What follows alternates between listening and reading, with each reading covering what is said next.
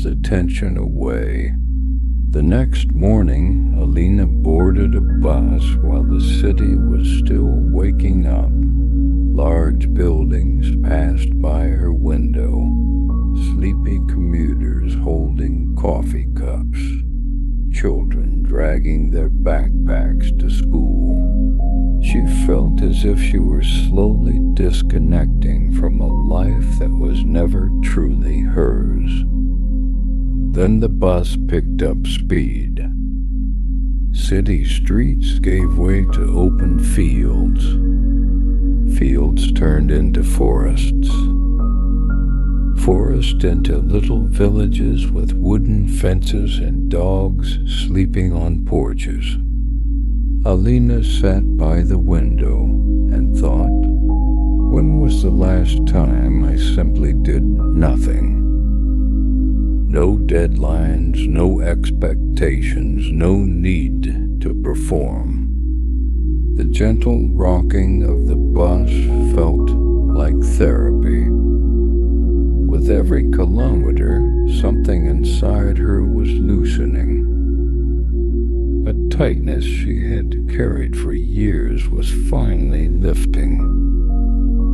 Ahead of her were the town, the lake, and the house that no longer existed in her life, yet somehow still lived in her memory. First steps through a familiar place. When the bus stopped in Ozerne, the air greeted her with the smell of wet soil and pine needles. The town felt quiet, but not empty. Calm, but not lifeless. People here moved differently, slowly, deliberately. She recognized everything. The old park full of tall maple trees, the narrow footbridge, the bakery that always smelled like sweet dough, the lane where she rode her bike as a child. And on the hill stood her grandmother's wooden house. Light, warm, a little crooked, with wide windows facing the lake. The key turned in the lock as if it had been waiting for her. Inside, memories rose like warm air. A house that kept its silence. The house was exactly as she remembered. A little dark, a little dusty, but peaceful in a way only old homes can be. She walked through the corridor, brushing her fingers over framed photographs. Her grandmother's armchair still stood in the same spot. The kitchen smelled faintly of dried herbs. The bookshelf held the same faded novels. Alina opened all the windows. Fresh air rushed in, lifting the curtains. Light spilled across the floor. She cleaned for hours, dusting, folding, opening boxes. Each item she found carried a memory. A letter, a childhood toy, a stack of old recipes. This house was not simply a building. It was a quiet part of her soul. A day filled with simple discoveries. The next day, she walked through the town with no purpose other than to feel it again. She passed through a leafy avenue where sunlight filtered through branches. She stopped by a tiny cafe and ordered a cappuccino. She visited the small library, inhaling the scent of old paper and silence. Later, she wandered along the lakeside. Children laughed, someone fed ducks, an elderly couple strolled hand in hand. stood by the water and felt something soften inside her. For the first time in years, she didn't want to run anywhere. A meeting she didn't expect. On the third day, she went to the market. It was vibrant, full of voices and the scent of fresh produce. She was walking past a stall of herbs when a voice called, "Alina, is that really you?" She turned and saw a woman holding a large bouquet of peonies. The eyes were familiar. Marta? It was her childhood friend, the girl who once ran barefoot with her near the lake. They hadn't spoken in years, but now they stood face to face as if no time had passed. Marta ran a flower shop near the waterfront. She laughed warmly, invited Alina to visit, and told her, "Sometimes people just need a place to come. No reason, no explanations." And for the first time, Alina felt someone truly understood her without words. A flower shop full of peace. Marta's shop was tiny but magical. The air smelled of granary and warm water. Sunlight danced on pails filled with flowers. They shared tea in chipped cups and talked about everything and nothing. Marta told stories about customers, seasons, and the quiet joy of watching something grow. "You look tired," Marta finally said. "I am," Alina admitted. "Then maybe you need a different rhythm." Before Alina left, Marta added softly, "Come help whenever you want. No commitment. Just come when life feels heavy." It felt less like an offer and more like an open door. Days that flowed differently. The days that followed were slow and gentle. Alina woke up naturally, no alarm, no rush. She drank tea on the porch, watching the early light dance across the lake. Sometimes she cooked a proper breakfast. Sometimes she simply read for hours. Often she visited Marta and helped arrange bouquets. Her hands grew tired, her back ached, but this exhaustion felt honest, the kind that comes from doing something real. Every evening she sat by the water and wrote in her notebook. At first her entries were short, but slowly they grew deeper. She began to rediscover herself, the question she had feared. One warm evening, they sat in the flower shop after closing, drinking tea at a makeshift table. Alina suddenly asked, "Did you ever regret staying here? Didn't you want to see the world?" Marta looked thoughtful. "I did, once, but I realized something simple. The size of a place doesn't matter. How you live in it does." She paused. "Are you sure you want to return to the city? Or are you just afraid not to?" The question struck deep. Alina had no answer. But that night she understood.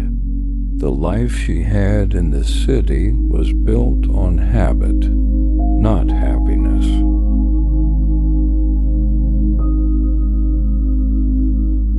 A meeting she didn't expect. On the third day, she went to the market. It was vibrant, full of voices and the scent of fresh produce. She was walking past a stall of herbs when a voice called, "Alina, is that really you?" She turned and saw a woman holding a large bouquet of peonies. The eyes were familiar. Marta? It was her childhood friend, the girl who once ran barefoot with her near the lake. They hadn't spoken in years, but now they stood face to face as if no time had passed. Marta ran a flower shop near the waterfront. She laughed warmly, invited Alina to visit, and told her, "Sometimes people just need a place to come, no reason, no explanations." And for the first time, Alina felt someone truly understood her without words. A flower shop full of peace. Marta's shop was tiny but magical. The air smelled of greenery and warm water. Sunlight danced on pails filled with flowers. They shared tea in chipped cups and talked about everything and nothing. Marta told stories about customers, seasons, and the quiet joy of watching something grow. "You look tired," Marta finally said. "I am," Alina admitted. "Then maybe you need a different rhythm." Before Alina left, Marta added softly, "Come help whenever you want. No commitment. Just come when life feels heavy." It felt less like an offer and more like an open door.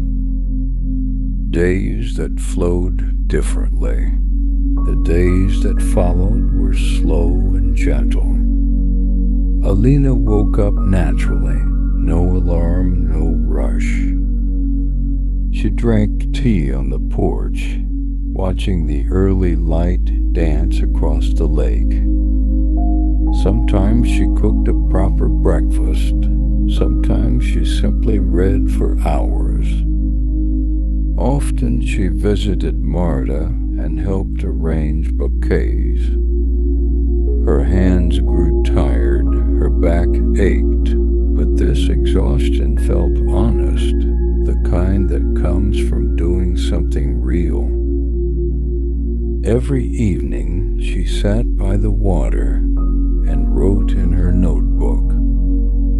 At first her entries were short, but slowly they grew deeper.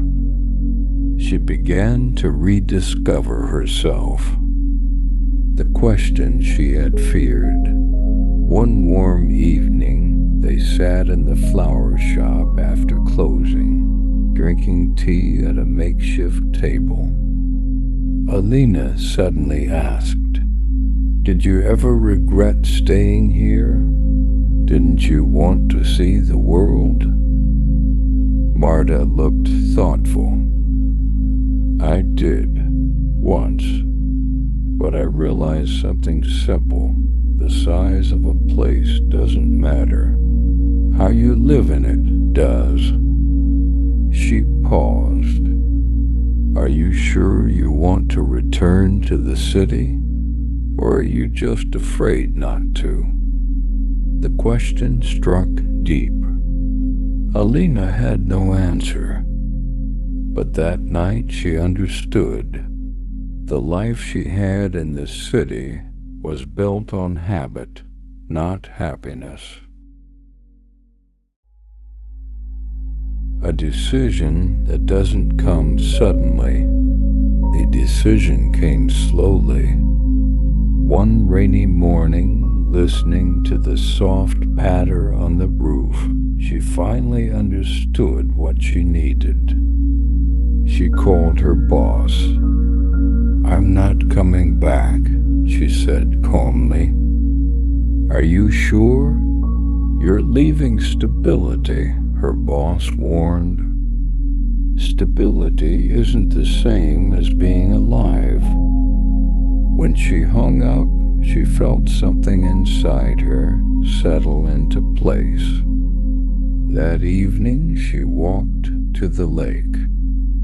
The air was cool, the sky gray, the water still. And she realized this quiet moment was worth more than everything she had left behind. The morning that began her real life. From then on, everything changed. She stayed in Ozerne. She helped Marta in the shop. She continued writing, pages filled with small observations, gentle moments, warm memories. People came for flowers, but some stayed to listen. Alina slowly found her voice. One morning she stepped outside with a cup of tea. The grass sparkled with dew, the air was fresh, the lake shimmered softly. And she felt it clearly, deeply. She was no longer waiting for life to begin. It was happening. Here, now, in this quiet, beautiful place, she finally whispered to the morning, "I'm home."